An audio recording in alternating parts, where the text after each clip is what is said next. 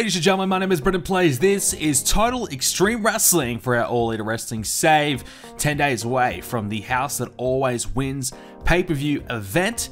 And tonight, obviously, we've got AEW Dark and Dynamite as we look to wrap up what we have planned for our upcoming pay-per-view. Get all the storylines ready to go. Speaking of the pay-per-view, let's take a look at the pay-per-view card. Here are the initial plans for the House That Always Wins card. So Moxley versus MJF for the world title, that'll be on the line, where Moxley will have to defend. No more Sting to try and help out Moxley. You know, MJF's got the Pinnacle, Moxley's got the Hardys. Will that be enough? Young Bucks in the Inner Circle, the rematch from their tag team match from Revolution. Four-way match, Park, Brian Cage, Lance Archer, Miro for the TNT title. The final of the Women's Championship Tournament, honestly, I've got no idea who's going to be in the final at this stage. We'll have to try and figure that out. Lucha Bros versus Jurassic Express. We're going to hotshot Ethan Page and Will Hobbs, that storyline, to try and, you know, highlight two young guys on the roster. So that'll be the plan there. Christian Cage, I figured out an opponent for him. I didn't really know who I was going to go with, but I decided I'll go with Colt Cabana. Reason being, Colt Cabana hasn't done a lot on the roster, honestly. But in saying that, I feel like we can get a good match out of Colt Cabana. He's a guy who could probably hit a 50 rated performance, and his popularity, that's good. So we're not, you know, not giving away a big profile match, but also we should have a decent match there to keep Christian's momentum going. And then we're going to do the Elite, which is Cody Rhodes, Adam Page, and obviously Paul White has now come along to help out. They'll take on the new Elite, Kenny Omega and the Good Brothers. So that'll be a six-man tag, and that will have a no DQ stipulation involved in it as well. So that's mainly, I suppose, you know, we've seen Kenny and Cody have the big, great wrestling match. Now this one's getting a little bit more personal, a bit more down, a bit more gritty, and, you know, a way to kind of also involve what's going to be the finish. And the finish, we might not give it away yet. I've got to, you know, I've had some time to think about and kind of really plan out how I want to go about this storyline, and I think we've got some cool little things happening here, and at least a way to kind of make a few little loose ends make sense. So we're gonna share that when the time's right, and obviously not too far away. So we'll see that very, very soon. The early stages for Double or Nothing. The main one being that I wanted to share was probably the Blood and Guts, the Pinnacle of Hardys, Sting and Moxley. That's kind of the big match right now. And the other idea I'm floating around is Chris Jericho versus Cody Rhodes. So Chris Jericho and Cody Rhodes, reason being is because, you know, Cody Rhodes can't compete for the World Championship, and I feel like the next step for him is to get back in the world title mix. So the guy who beat him originally, to not allow him to have that World Championship match, you know, if Cody loses, he won't have another title match, was Chris Jericho, from memory, I'm pretty sure. Testing my memory here, but I'm pretty sure that was the case. So I figured, well, why don't we have a match to reverse that? The only way that Cody Rhodes can get that, you know, reverse is to beat the guy who beat him originally. So I figured that would be a nice little way to kind of, you know, unravel that storyline and kind of fix that little issue and go back to that. You know, Cody Rhodes has got to beat Chris Jericho, otherwise he won't be able to compete for the championship. So, and then, you know, that'll free up Cody Rhodes if we want to use him in the world title picture. Obviously, MJF could potentially be the next world champion, and that would be obviously an easy feud to go back to. MJF and Cody Rhodes, plenty of history there, and obviously having the Pinnacle, maybe, you know, the Elite and the Pinnacle can then maybe do some sort of matchup there. Yeah, I think there's plenty to explore down that path. So that's kind of the early stages of Double or Nothing, but nonetheless, we're not there yet. We're thinking about the House That Always Wins, and that is our next show. So let's go ahead and get into AEW Dark.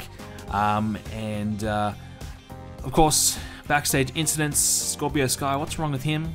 He's doing funny cartoons, okay, that's fine. And QT's helping out Anna Jay. So last week we had a 54 rated episode of Dark, which was okay. You know, Dark's usually averaging between mid 40s to low 50s. That's kind of where we go, and we had the odd bludger here and there, so that's okay. I wouldn't mind trying to elevate, no pun intended, Dark up to maybe high 50s, maybe touching on 60, but what that will require is probably the odd really strong match or two per card. At the moment, we mainly do one decent main event match, and the rest are all filler.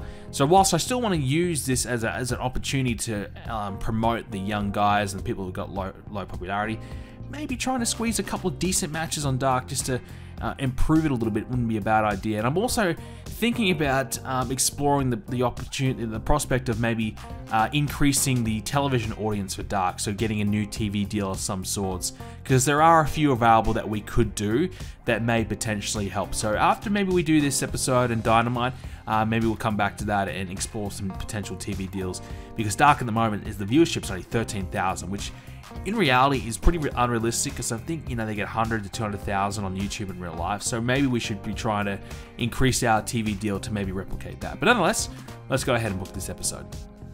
All right, let's take a look at the results for this week's Dark. Ivelisse and Anna Jay one-on-one, with Anna Jay picking up the win. Obviously, we know Ivelisse released from AEW, so she's gone, so in real life. So I guess we're going to start getting ready to wrap her up here for our own save. Unfortunately, you know, she's one of our better performers, quite honestly. You know, things happen. Eddie Kingston and Michael Nakazawa one-on-one. Kingston 52. Wow, that's pretty good. 46 overall match. We haven't used Eddie Kingston much in the ring as of late, but I'd like to maybe start doing that a little bit more, get him involved in a little bit more. I know, you know, he's involved with obviously Penta and Ray, and they're kind of more so in the tag division, so Eddie's kind of been a little bit left out. So a good opportunity, I suppose, in the near future to try and get him going, because he's, you know, his ring performances are pretty good. We opened up the show, so this is the main part of the show. Ethan Page in the middle of the ring, taunting Will Hobbs.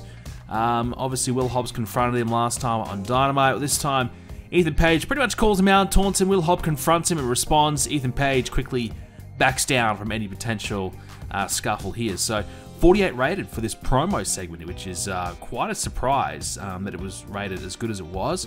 Great news, though. There's potential here for maybe a popularity gain for one of these two men. Speaking of Will Hobbs, all right, we tried putting him in a match to follow it up. I figured, okay, promo segment, give him an opponent.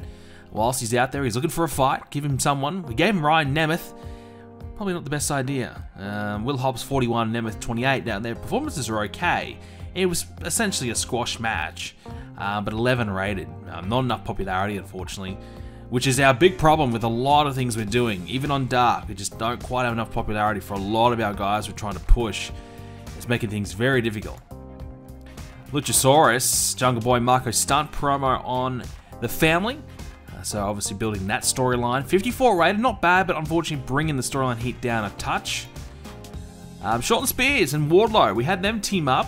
Wanted to obviously continue to build Sean Spears, keep his momentum, try and turn it around. And we want to try and use Wardlow more in the ring. And Wardlow 51, Spears 39. They beat Janela and Kiss for a 44 overall match. Joe Janela 44 in ring, not bad.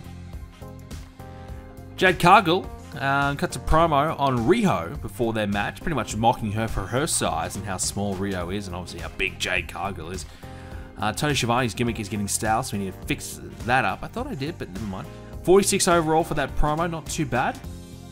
In the match, Jade and Riho one-on-one, 30 rated, Jade 31, Riho 41. Again, not quite enough popularity from these two. And Jade Cargill, we gave her the win. We continued her pretty big push, I would say. Riho, look, you know, she's not bad, but we haven't got a lot of you know, main event hopes, I guess, for her at this stage. But nonetheless, Jade 31, Riho 41. Jade's starting to get there. You know, her performances are okay, but 30 rated match, unfortunately, here. We got the Varsity Blondes on this one. They're just cutting a promo about their future in the tag division with Alex Marvez. I wanted just to get them on the card, a little talking segment, and I figured, okay, let's give them a match too. So we gave them a match against the Good Brothers. Good Brothers picked up the win, of course. 48 rated match. Carl Anderson 55, Gallows 53, Pillman Jr. 35, and Garrison 28. So Varsity Blonde's not too bad. Good stuff from the Good Brothers, who have been a little bit lackluster so far in the ring. They definitely need like 60 popularity, I feel, to get the best out of them. At the moment, they're high 40, so they're a fair way off. So more wins for them, and hopefully help elevate the tag division, because we haven't got the Good Brothers in a huge high-profile situation. You know, they're in a big storyline, but they haven't been positioned themselves as major players. So putting them on Dark on a weekly basis wouldn't be, you know, a weird thing. It'd be fine. So that's kind of where we're at with them at the moment. We had John Silver And he says he'll step up and he'll fight Eric Redbeard. He's not going to back down from Eric. And he's got Evil Uno and Stu Grayson supporting that decision there. So, 43 for this one. So, we will do Silver and Eric Redbeard one-on-one if time permits. I think we will. We'll try and squeeze them there on the pay-per-view. And again, I suppose a bit of a trend in this episode, promo, then a match. I wanted to give John Silver a one-on-one match and a win, because usually he doesn't get much of that, and plus his momentum's pretty bad. So I gave him a win over QT Marshall. Again, not enough popularity, unfortunately. 24 rated match. Both guys performing at 33. And our main event was Kip and Miro teaming up to take on the Best Friends. I actually didn't even think about their real life rivalry here. I completely glossed over that. And the original plan I wanted to do actually was a 6-man/woman tag, like 6-person tag. I wanted to have Penelope in there with Chris Statlander and kind of had them mixing up, but I forgot that Statlander was injured, so I couldn't do that. So Kip 41, Miro 64, Trent 52, Chuck 51, and I wanted to give Kip and Miro a big win to kind of play off the fact that they're building their friendship, things are going well between the two of them, and Kip's had a bit of a tough time as of late. So a chance for him to get a big win. 51 rated match, and then we did the turn here. So Kip and Miro, they have a big hug, a big bear hug from Miro for Kip after their win. Finally turning in babyface. It's been 14 segments, it's taken a long time. The turn was successful, which is good. And then Penelope, we're going to turn her as well, successful once again. So 56 there for that segment. So finally we actually gone ahead and done the turn. So I don't expect these two to team up too much or be a major factor or in a tag division of any sorts, but it was more of a way to kind of have Kip associated with someone who might, give him a little bit of popularity. He might get the rub from being with Miro. So nonetheless, 47 rated show. Didn't quite get the 50 that we were hoping for, but, not too bad. Alright, so the results for Dynamite, let's get into it. Penelope Ford and Ivelisse, 40 rated match. That's pretty good for the women, actually. Ivelisse 40, Penelope Ford 33. Now that we've turned Penelope Ford, I figured, okay, let's see how she goes. Maybe give her a win here, try and boost up her momentum a little bit. Obviously, Ivelisse taking the fall here. Next up, Chaos Project and the Initiative, 36 rated match. Not much to really talk about here. Initiative picked up the win. Powerhouse Will Hobbs, 37 rated match, defeating JD Drake. Will Hobbs 36, Drake not bad, 33. I think this might be the first time I've seen Drake, maybe the second time. But he was not too bad. Will Hobbs trying to get him some wins. He's actually got bad momentum, so we're trying to turn that around a little bit. And finally, Britt Baker, 37 rated match, defeating Layla Hirsch. Layla Hirsch, 35 rated performance. That's actually pretty impressive considering her popularity. So some good signs there for Layla. Britt Baker, 38, of course, not bad. We're going to open up the show with Christian Cage cutting a promo. Pretty heel promo here. Just kind of picture Christian Cage in the ring. He kind of fed up that, he hasn't really had many chances to do a lot yet since coming back to AEW. He expected more. He expected the fans to appreciate him more. He expected, to get more love, more support. And look, he says he's running out of time. I've got no time left. I've already lost so much of my career. I need to make up for lost time. I need to make things happen, and I need to make it happen now.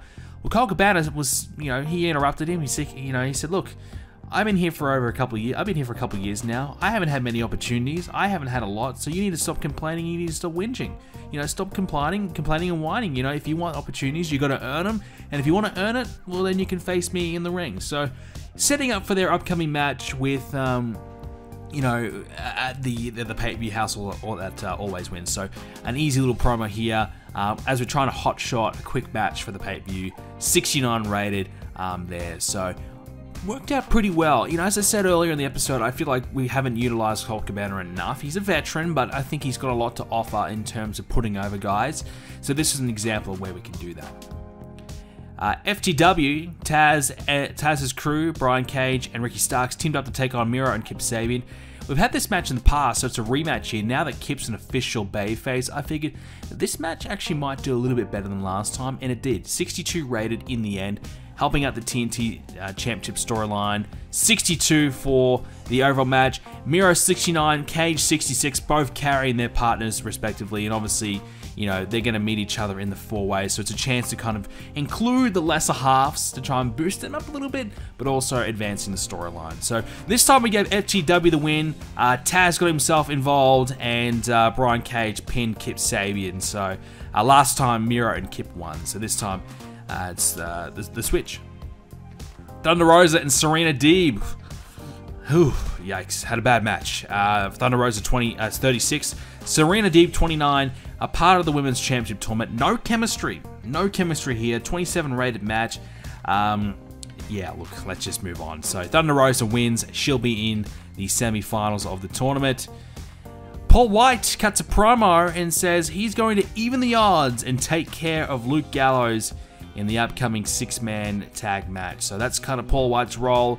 He's there to take care of the big Luke Gallows and help even the score for Cody's crew there. 65 rated promo. Speaking of promos, Lance and Jay cutting a promo against Miro, Park, and Cage. Basically said, look, Lance is going to have no mercy. He's going to do whatever it takes. He will hurt you. He will beat you. He'll do whatever it possibly takes to get that TNT title. 60 rated promo. And speaking of matches, I thought this match might be a little bit better, but nonetheless, Park 77 and Lance Archer 60 for a 65 rated match. I figured it's appropriate to kind of get these guys mixing it up here ahead of the 4-way. And so far, Park has kind of avoided a lot of contact, so he's had a bit of an easier run here.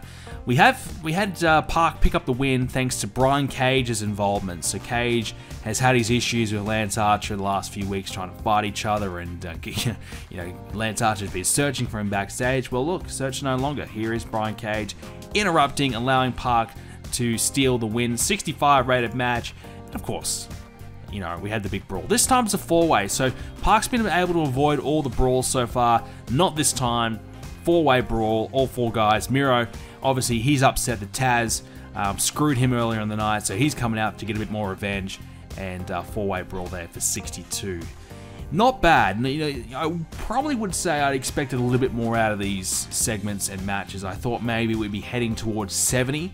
It looks like we're staying low 60s, so a little bit off the mark with where I was hoping for. Jon Moxley showing a quick little backstage segment of him getting ready for his upcoming match. So he'll be in the main event against Dax Harwood. Of course, a chance for Moxley to mix it up with one of the Pinnacle members. Oof. Diamante and Jade Cargill. 10 rated match. My God, the women are really struggling, aren't they? Diamante 36, Jade Cargill 32. So what happened is that it was meant to be Chris Statlander and Jade Cargill a part of the semi-finals. Well, Chris Statlander is injured, and Chris Statlander beat Diamante last week to advance in the tournament. So we basically said, okay, well, Statlander can't compete. I guess Diamante is able to compete instead. Well, I probably wish it didn't happen, but nonetheless, Jade Cargill picked up the win and 10 rated match. Wow, this tournament has been dreadful. It's really been dreadful.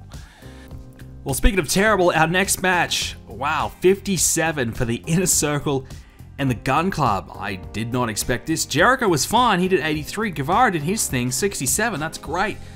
Billy 47, Austin Gunn 26. Look, I thought this would get at least 60 plus, like 65. A decent match for Inner Circle to get them warmed up, ready to go for their upcoming match with the Young Bucks. Well, this match sucked. It tanked 57. That's pretty bad for a Chris Jericho match. That could be the worst he's ever had in the series. I guess the Gun Club, have been pretty bad, I suppose. So, unfortunately, this one did not hit the mark.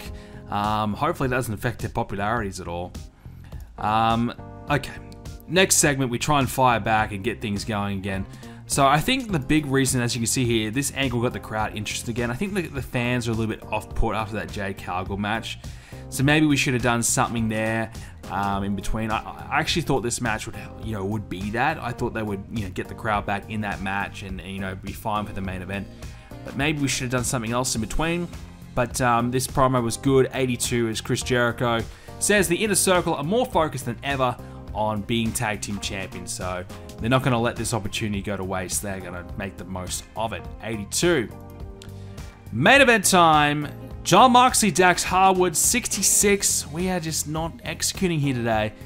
Moxley 78, Harwood 64. Both guys tiring towards the end. So I did go for Steal the Show because we need to have one every episode. We need to have one Steal the Show match. I figured that Moxie and Dax would be capable, but I guess their stamina just kind of ran out a little bit as Moxie did pick up the win about 19 minutes. So I think on my end I said 18 minutes. So it's gone about a minute longer than I was hoping. Maybe it should have been closer to 17 in the end, but 66 rated. Well, I think this is just one of those episodes that's just no good. Simple as that. Last segment, at least we finished fairly strong. The Hardys attempted to save Mox from a beatdown from the Pinnacle, but they failed. The Pinnacle stand tall and ultimately have the last say here on this episode of Dynamite. 78 rated. Oh boy. 66, you know what? It's not even that bad. 66, not that bad in the end. So I feel like, we did miss maybe Cody and Kenny doing something on this show, so maybe we need to have a big segment next time for them. But we had some okay promos, but match-wise, Puck and Lance was pretty good. Mox and Dax was okay, so I suppose we did just enough to have an average episode of Dynamite. Okay, let's continue on. NXT, 688,000 viewers for them. Which seems a bit low for them, I suppose. We had 805,000 viewers in the end. So I guess the big question will be, are we going to continue having NXT on Wednesdays with us? In real life, that's not the case. I do kind of like comparing NXT to our show. It just kind of gives us, a bit of a benchmark that we need to try and challenge ourselves to get to. So for me, I'm not sure. I might leave it to the comments. What do you guys think? Should we move NXT to Tuesdays, or should we keep doing our thing with them here? I kind of like having them with us. I think competition's good. So I don't know if, for example, our ratings would really skyrocket if NXT wasn't on tonight as well. I guess we could always trial it for a week and see, but I don't know. So we mentioned earlier potentially increasing AEW Dark's viewership, and that's something that I'm thinking about doing. In terms of doing that, there's not a lot of options for us at the moment. We're currently on YouTube, which has a very small audience, so that's never going to really do a lot for us at this stage. So in saying that, I don't want to go crazy and say, okay, let's put Dark on TNT. Not that would happen, I don't think, but I don't even want to try and attempt that. We could try put on a smaller network. I was thinking maybe another, Turner, Warner Media network would be great, but the only other option is BR Live, which is a pay-per-view company, so we don't have that option. So I'm thinking maybe, for us, ESPN Plus wouldn't be a bad kind of move. I know we have to kind of think about realism and not really, just kind of ignore that a little bit. But, ESPN Plus, medium-sized coverage. So we could go for a new deal. And I think at the moment, the only deal that we could get would be on demand. So that's all that they offer. So the reason why that would be okay is because, you don't really know what you're going to get from on demand. It might only bring us another 1,000 viewers. I don't know, might be 10,000 viewers. But I suppose, if you think about it, it's this kind of content for ESPN Plus. We can still have it air on YouTube, but also it's available, on demand somewhere else. So, and being on ESPN in some capacity would be great. So that's what I'm kind of gonna go for. So let's shoot for 6 months, and we're just gonna show our, we're only gonna show our smaller show, obviously Dark. So let's go and see what's the best deal we could get. So if we were trying to really up the revenue split, we wouldn't get it. So at this stage, we could get 55% to us. So we could, we could generate a decent amount of money, whatever money there is to make from this deal. So here's the terms and conditions for ESPN Plus. So about a 6-month deal. That way we've got a bit of flexibility. If we want to go with someone else, we can potentially do that if the deal's not working. On demand, I think, allows us to really have that flexibility anyways. 55% revenue split, so we get some decent, if there is any money to make, we would make some decent amounts. So let's propose that deal. ESPN has accepted it. and there we are. So we've got AEW Dark now showing on ESPN Plus as well. So I have no idea if that's going to really help, but you know, surely, right? Like it can't hurt. That's the thing. The other option is to kind of expand globally with AEW Dark.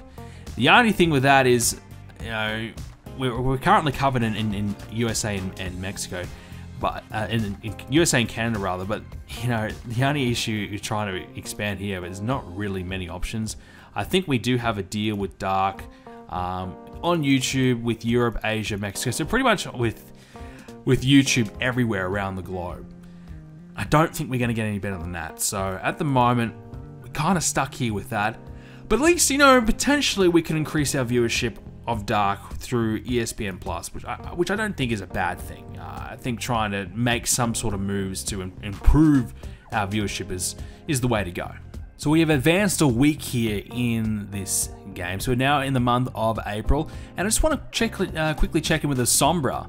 Now, of course, part of CMLL. 90 rated performance in his most recent match. 76 overall. He beat a guy with 25. Talk about a carry job.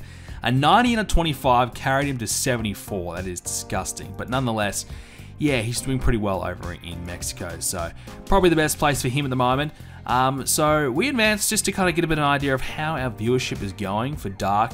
So is there an increase? No, not really. I don't even know what the breakdown was of Dark. I think we could go back and take a look, but I don't think we really gained anything out of the ESPN Plus deal. I don't know did it apply? Let's have a look. It doesn't look like we had any influence there. So maybe next week. Maybe next week that will debut there, and we'll get a bit more of an idea instead. Quick little look at the end of month stuff. So financially, we made some big investments into our training facility, so we did lose $2.4 million in March. So my idea with the Performance Center in the Nightmare Factory was who could really benefit from maintaining or maybe even gaining a little bit of stats, which is why I've put Paul White and Christian Cage both in there. Now, I feel like it's been a little bit too soon to get more of a gauge of, you know, has there been any progression, but as we can see, Christian hasn't really dropped. In fact, he's gone up a point in technical, which is great. So we're kind of maintaining his skills at the moment, which is exactly what we want. You know, and being at an advanced age, that's always a worry. Paul White, you know, this is an opportunity for him, I guess, to tune up his skills and make sure that he's not rapidly declining before we really get a chance to see what he's capable of doing. So again, that's why he's there. And also, of course, we've got some young people, Anna J, Anthony Agogo, Jay Cargill. And I figured MJF, let's throw him in there to try and really ramp up his skills. You can see, since putting him in there, he gained a point in brawling, which is good. You know, his mic skills have gone up a point naturally as well. I think actually might have gone up because of the Performance Center. So if we can get a couple more points in certain areas for MJF, that will just increase his ability to be a main event guy, especially his psychology. If you can get him to the 70s there and improve some of these technical skills, that would be fantastic. So that's the goal with having him in there. Obviously, Wardlow, up-and-coming guy. Will Hobbs, up-and-coming guy. And Shaq. Well, Shaq's an interesting one. I've got no idea, you know, if we're going to get a lot out of having him in there. But, you know, I figured, why not? Let's see what can happen. So far, doesn't look like any progression, anything. So, you know, worth a shot. That's the only real way he's going to get any sort of progression. So I figured that was worth a look. So yeah, financially, we put the big investment in there and hoping that it will pay off long term, because we have been bleeding money throughout the entire series. We've only got 3.4 million left. So we're nearly getting to the point where we're in that danger zone where we're going to potentially run out of money if we do anything crazy. So that's probably the last investment we could really afford to do. Merchandise, I figured it would be interesting to take a look. So last month, Moxley, Jericho, Cody Rhodes, Jeff Hardy, Adam Page were the top 5, with Moxley well ahead, same with Jericho. Jeff Hardy's merch has certainly improved. The Young Bucks, Kenny Omega, Sting, and Miro all round out the top 10. MJF and Paul White outside the top 10. Paul White fairly low on that list, to be fair. Matt Hardy's still selling a little bit. But yeah, I don't think Shaq's available to sell merch. I'm not sure, that could be wrong, but maybe he hasn't had enough time.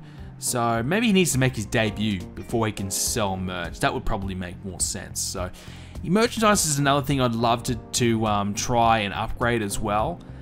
Because obviously the better merchandise we produce, the more we can sell. And we do make a decent amount of money from merchandise every month. So about 200 to 250,000 is kind of where we're at. And that started at 135, so it nearly doubled our income from merchandise, and that's an easy thing we don't really have to worry about to get it, so that's handy to have. So just one more episode of Dynamite to go until the house that always wins pay-per-view, and with that, ladies and gentlemen, we will leave it at that. Thank you for watching this episode, and of course, leave a like and subscribe to see more. I'm really looking forward to the next pay-per-view. I think it should really do well. Unfortunately, this episode, Dynamite and Dark, not so good. So we're going to try and bounce back next time, have a big go-home show. So hopefully we can do better and be prepared for the upcoming pay-per-view. Thanks, guys, for watching. See you next time.